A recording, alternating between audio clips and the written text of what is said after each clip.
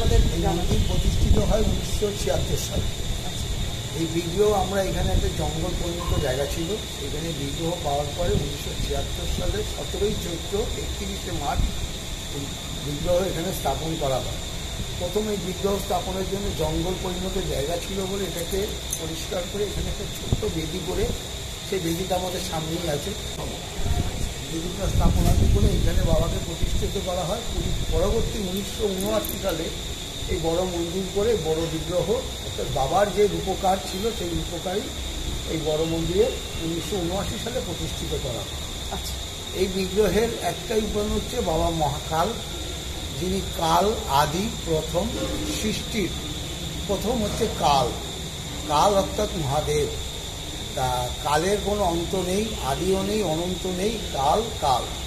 তাই জন্য কালের সৃষ্টির জন্য, কালকে শান্ত করার জন্যেই আমাদের এখানে মহাকালী রূপে মায়ের পুজো হয়।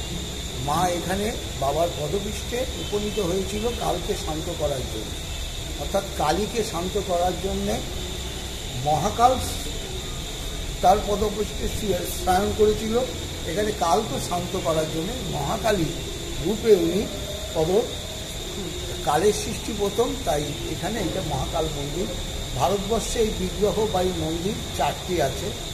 মূল স্থল হচ্ছে উজ্জয়ন, দ্বিতীয় হচ্ছে কাল ভৈরব বেনারসে, তৃতীয় মধ্যমগ্রাম কলকাতা মহাকাল মন্দির, এবং দার্জিলিংয়ে মহাকাল মন্দির। অমাবস্যায় বাবার এবং মায়ের পুজো ভোগ হোম রাত হয়ে থাকে এখানে। বাবার যেহেতু আমরা এখানে বিগ্রহ পেয়েছিলাম 17ই চৈত্র, সেই হিসাবে বাবার বাৎসরিক পুজো আমাদের এখানে 17ই চৈত্র 31শে মার্চ, কখনো কখনো 1 এপ্রিল।